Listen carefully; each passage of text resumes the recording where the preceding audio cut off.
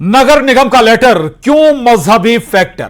इंदौर नगर निगम में कुछ इलाकों की जानकारी मांगने के एक लेटर लिखा गया है। इस लेटर में टैक्स, नल कनेक्शन, स्थायी और अस्थायी मीट शॉप समेत अन्य जानकारी मांगी गई है। लेटर को लेकर सियासी बवाल मचा है। कांग्रेस ने मुस्लिम वर्ग को टारगेट करने का आरोप लगाया। अगर जानकारी ही मांगनी है तो पूरे शहर की लीजिए। दरअसल इस लेटर में जिन एरिया की जानकारी मांगी गई है वो मुस्लिम बाहुल्य हैं। ऐसे में अल्पसंख्यक वर्ग को टारगेट करने पर सियासत गरमा गई है।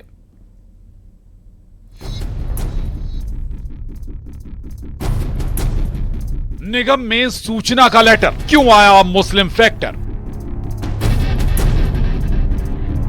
पूछना चाहता हूं मनीष मामा जी कि आपको ऐसी कौन सी जानकारी लगी कि इन क्षेत्र में कोई भी टैक्स नहीं भरा जाता, यहाँ पे सब तरह का बकाया है। लेटर का मजहबी रंग, छिड़ी सियासी जंग। इंदौर ही क्यों, सभी जगह ऐसा होना चाहिए, मगर सिर्फ ये नहीं कि सिर्फ एक वर्ग विशेष को टारगेट करना है। मुस्लिम एरियो के अंदर सिर्फ ये देखना है कि साहब यहाँ कितनी चालानी कर रहे हो, आपको इससे लेना देना क्या। इसका मतलब ये है कि आपको सरकार पे भरोसा नहीं है। टैक्स वसूली का सवाल, कांग्रेस क्यों लाल।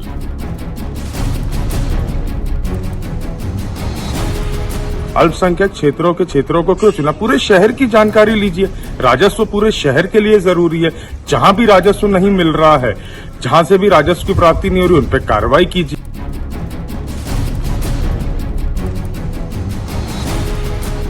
जैसे कांग्रेस के लोग इतना बोखला क्यों गए हैं? भाई टैक्स बाकी है, टैक्स भरना है तो भरना चाहिए। वो अगर कोई अवैध है तो उस पर कार्रवाई बिल्कुल होगी।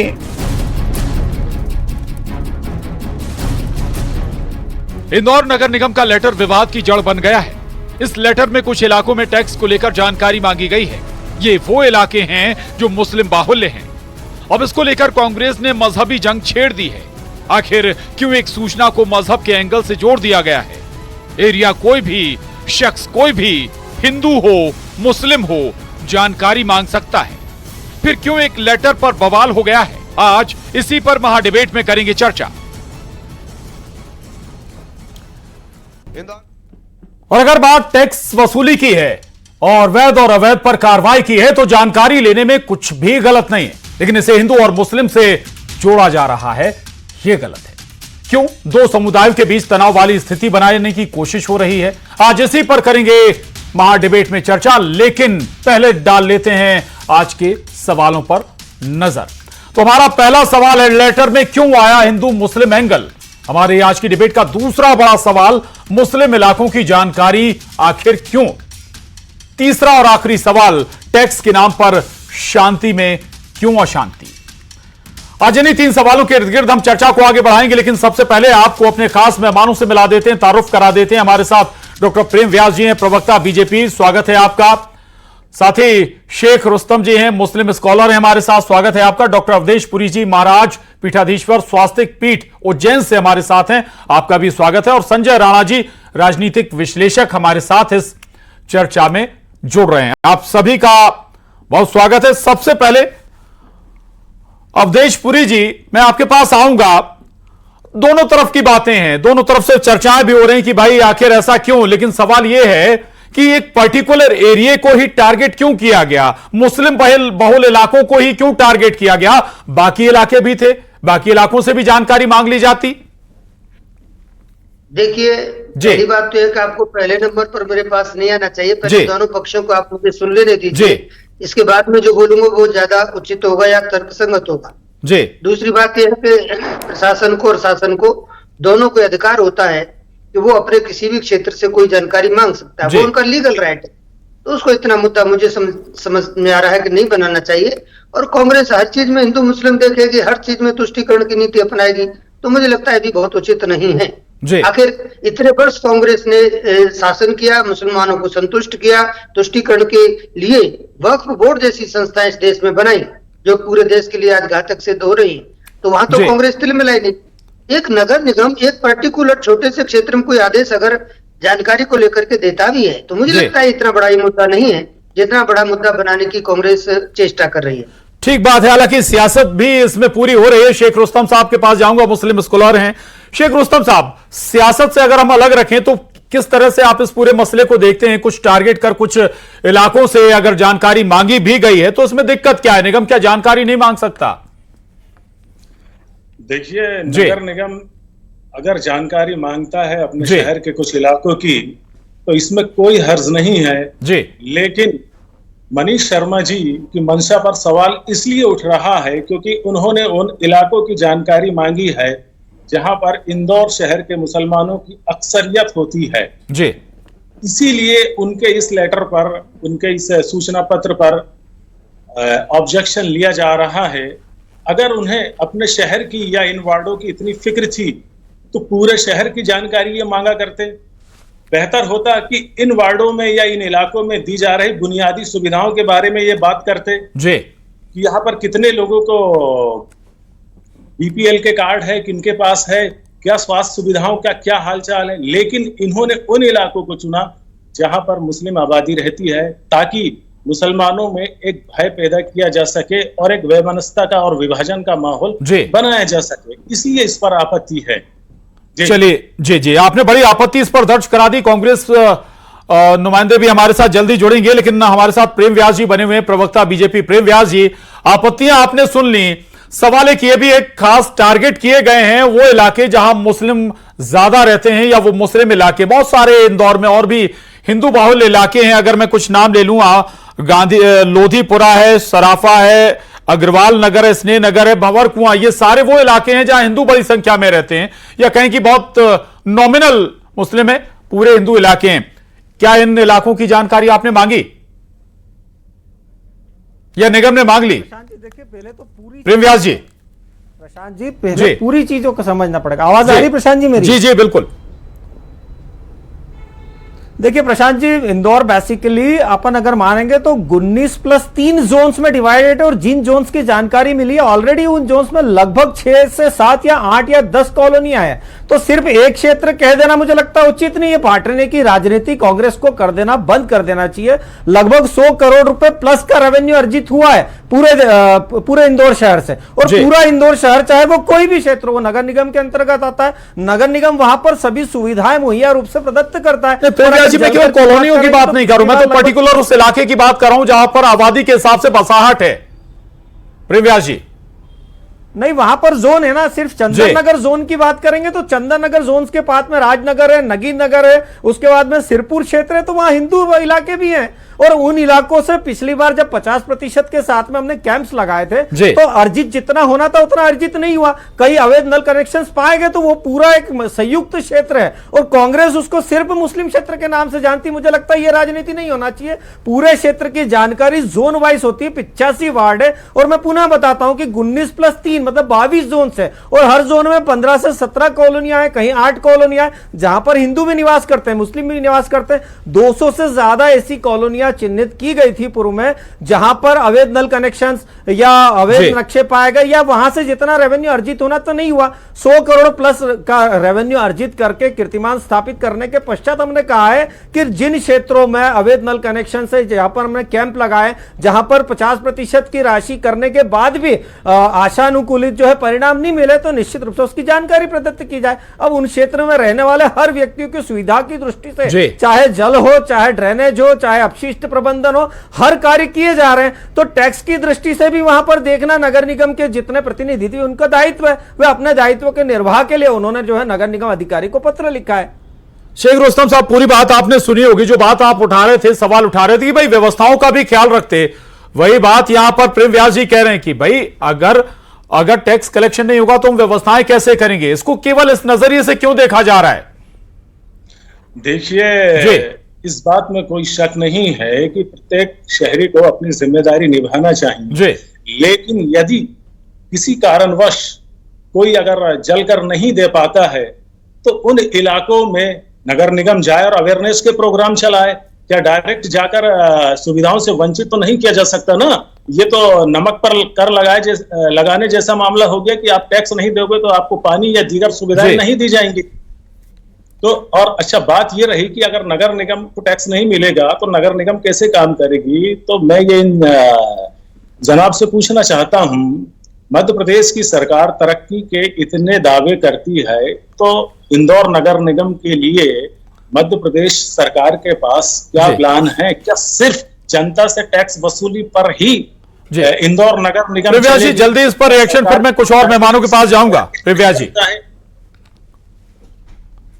देखिए, मुझे लगता है कि जाकी रही भावना जैसे प्रभु मुनि दिखी तिन ताही, वैसी इसीलिए मैंने कहा है कि पूरा ब्यौरा दिया है कि एक लगभग 100 करोड़ से ज्यादा का रेवेन्यू हर इलाके से अर्जित हुआ है। उसमें सभी जो है जोन्स की बात है, लगभग जो है 17 जोनों से आशानुकूलित परिणाम निकला है, लेकिन 3 से 4 जोन ऐसे कि जहां पर कैंप्स लगाए गए, बाकायदा अवेयरनेस प्रोग्राम चलाए गए और बाकायदा जो है वहां पर जितने कनेक्शन है उनको सुचारू रूप से तृतीय और चतुर्थ जो है हमने प्रोजेक्ट करा था उसके साथ में जोड़ा है। और उसके बाद भी अगर आशानुकूलित परिणाम नहीं आ रहा तो या तो मुझे स्पष्ट बता दें कि हम लोग टैक्स नहीं देंगे, तो निश्चित रूप से उसकी आगामी कार्रवाई के लिए उसको प्रेषित किया जाए, या कहे कि हम टैक्स में और जो है विकास के क्षेत्र के विकास में अपनी उपयोगिता दर्शाएंगे, तो निश्चित रूप से आगे आकर उसका अवलोकन करें।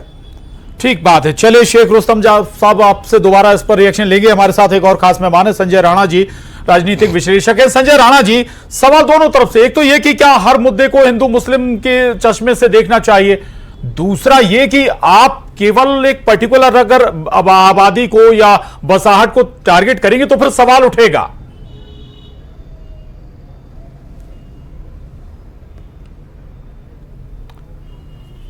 संजय राणा जी, आवाज आपको आ रही है? जी आवाज आ रही है, बोलिए। देखिए, ऐसा है कि जब हम चर्चा करते हैं, मेरा बड़ा दुर्भाग्यपूर्ण लगता है कि जब हम चर्चा करते हैं या बोलते हैं ये मुस्लिम इलाका, ये हिंदू इलाका, देखिए ये हिंदुस्तान है, यहाँ पे सारे वर्ग के लोग रहते हैं, हिंदू मुस्लिम सिख ईसाई सारे लोग रहते हैं। इसमें ये कैसे बोल सकते हैं मुस्लिम इलाका? मुस्लिम इलाका क्या होता है, ये हिंदू इलाका क्या होता है, क्रिश्चियन इलाका क्या होता है? भाई यहाँ पे सभी लोगों को रहने का अधिकार है और जो जनप्रतिनिधि है उसको पूरा अधिकार बनता है अपने क्षेत्र की जांच पड़ताल करने के लिए। नंबर 1। नंबर 2, हम चर्चा करते हैं टैक्सेस की। देखिए, टैक्स एक बहुत महत्वपूर्ण मुद्दा है। अगर देश में अगर देखा जाए तो सिर्फ 8% लोग टैक्स देते हैं जो बेचारे नौकरी करते हैं या किसी तरह से व्यवसाय से जुड़े हुए हैं, और उसमें से अगर 8% में से जोड़ा जाए तो 0.4% सिर्फ मुसलमान लोग हैं जो टैक्स देते हैं। तो देखिए, टैक्स अगर नहीं दे रहे हैं तो सुविधाएं कहां से आएंगी, चाहे वो हिंदू हो, मुसलमान हो या कोई भी हो, तो उसमें तो प्रश्न चिन्ह उठेगा। और कोई भी जनप्रतिनिधि अगर वो देखता है इतना बड़ा इलाका है, उसमें काम हो रहे हैं, योजनाएं जा रही हैं, परियोजनाएं बन रही हैं, चीजें क्रियान्वित हो रही हैं और उस पर टैक्स कलेक्शन नहीं हो रहा है, तो उसमें कारण क्या है? देखिए, कारण तो ढूंढा जाएगा और उसमें हिंदू मुस्लिम नहीं होना चाहिए। ये लेटर किसी एक वर्ग के लिए नहीं है और किसी एक संप्रदाय के लिए नहीं है, एक इलाके के लिए। इलाका क्या पाकिस्तान में आता है? इलाका क्या बांग्लादेश में आता है? इलाका क्या अफगानिस्तान में आता है? इलाका हमारा हिंदुस्तान का क्षेत्र है। संजय राणा जी, आपकी बात ठीक है, आपकी बात से, आपके तर्क से भी सहमत है, लेकिन जब आप एक जगह पर पर्टिकुलर टारगेट कर आप अगर वहां की जानकारी मांगते हैं, वहां का डिटेल निकालते हैं या बाकी एरिया को छोड़ देते हैं और उसमें एक पर्टिकुलर आबादी की बसाहट है, तो जहन में एक सवाल नहीं आएगा क्या?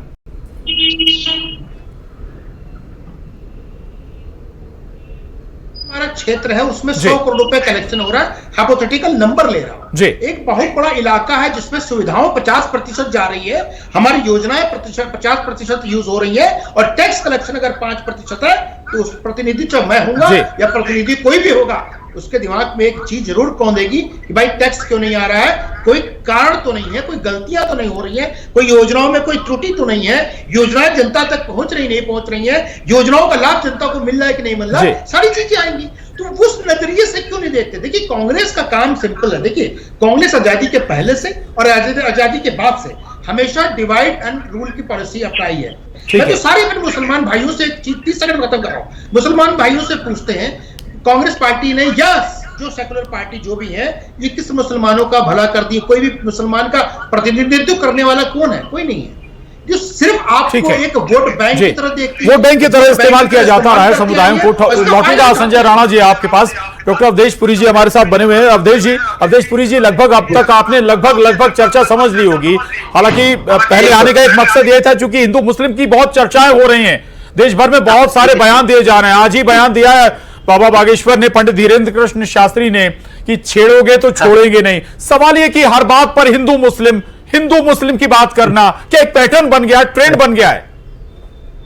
बराबर। अब ट्रेंड तो बन ही जाएगा जब कांग्रेस इस ऐसे भी एक आदेश को जिसमें केवल रेवेन्यू वसूली की बात की गई हो, अगर उसको भी हिंदू और मुस्लिम का रंग देंगे तो ट्रेंड तो बनेगा। फिर होता यह है कि कांग्रेस तुष्टीकरण की नीति अपनाती है। पूर्व दोनों वक्ता इस बात को अपनी मतलब अच्छे ढंग से रख चुके हैं जी।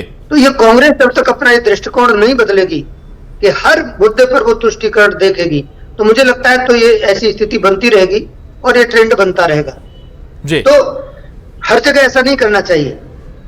जैसा कभी पूर्व वक्ता कह रहे थे कि भैया कोई मुस्लिम और हिंदू का इलाका क्यों कह रहे हो आप, वो हिंदुस्तान का एक एरिया है, हिंदुस्तान का एक क्षेत्र है और वहां के लोगों का, जनप्रतिनिधियों का ये अधिकार है या प्रशासन का ये अधिकार है, वो अपने रेवेन्यू की रिपोर्ट वहां से लें। जब आप योजनाओं का 100% लाभ उठाते हो, जितनी भी शासन की योजना है, तो फिर टैक्स देने में क्या आपत्ति है? यही लाइन लेके मैं जाऊंगा। हमारे साथ एक और खास मेहमान जुड़ गए हैं, अखलाक अहमद खान साहब जुड़ गए हैं, नेता कांग्रेस। अखलाक साहब, ये सवाल इस पूरी चर्चा में उठा है, हालांकि आप थोड़ी देर से जुड़े इस चर्चा में, लेकिन बहुत महत्वपूर्ण सवाल है कि जब आप सारी सुविधाएं ले रहे हैं, सारी सुविधाओं को उपभोग कर रहे हैं, तो फिर टैक्स क्यों नहीं देंगे? और अगर जानकारी मांगी गई है कुछ पर्टिकुलर इलाकों में, भले ही वहां पर मुस्लिम आबादी ज्यादा है, तो इसमें आपत्ति क्या है? आपत्ति कुछ नहीं है प्रशांत जी।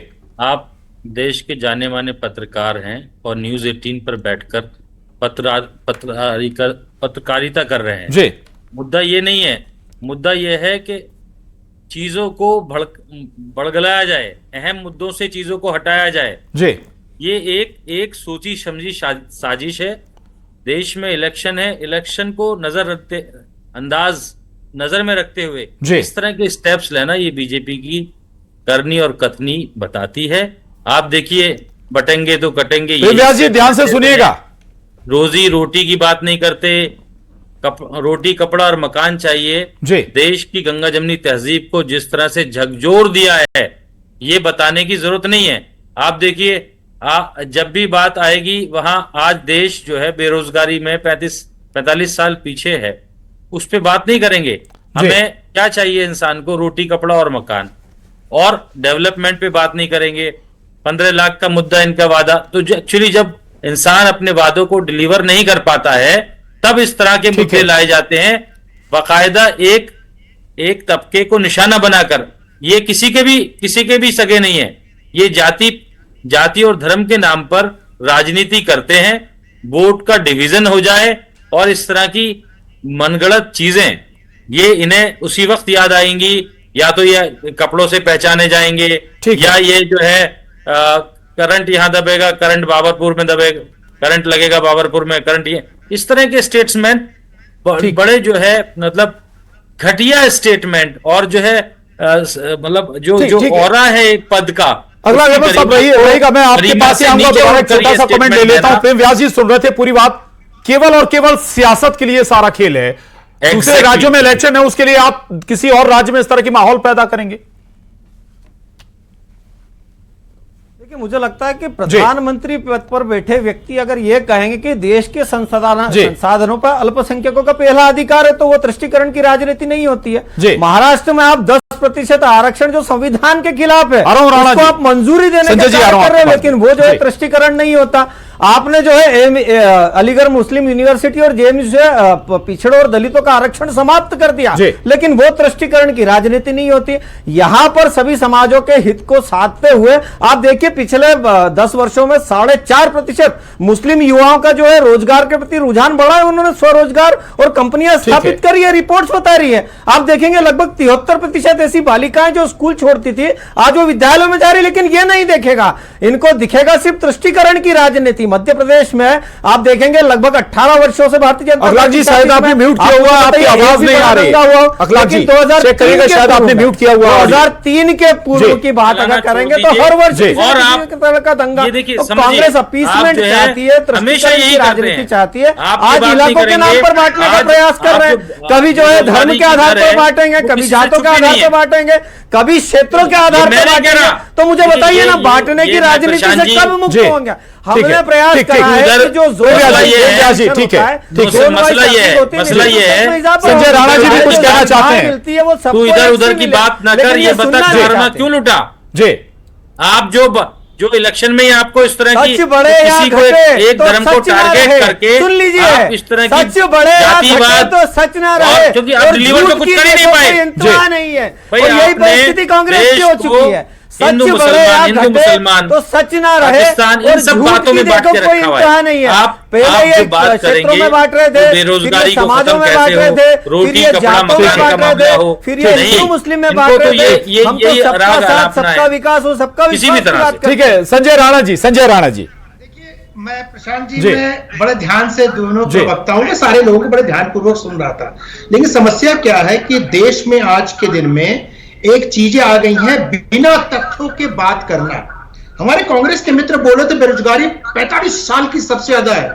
अगर 51 का आंकड़ा पूछेंगे भाई साहब को बिल्कुल नहीं पता होगा, 2003 का पूछोगे कतई नहीं पता होगा, 2014 का पूछो कतई नहीं पता होगा, और जो बेरोजगार जो महंगाई दर है वो नहीं पता होगा। मैं बता देता हूँ, 91 से लेकर 2020 के बीच जो बेरोजगारी रही है 5.6 से लेकर 5.98 के बीच रही है, उससे ज्यादा कभी बढ़ी नहीं है, सिर्फ कोरोना काल में बढ़ेगी। नंबर 1। नंबर 2 अगर बात करते बेरोजगारी की, 3.4% थी अटल बिहारी वाजपेयी के जमाने में, आप में क्यों बढ़ गई है? अब उस पर भी नहीं आते, हम आते हैं नए मुद्दे पे, महंगाई के मुद्दे पे, इन्फ्लेशन। अरे सर सुन लीजिए, मैं किसी के बीच बोलता नहीं। अरे अखिलेश जी आवाज आ रही है। अरे सर इन्फ्लेशन सुन लो, नहीं तो फिर अभी उछलने लोगे, वो चालते बहुत है, आदत है मेरी चालने की।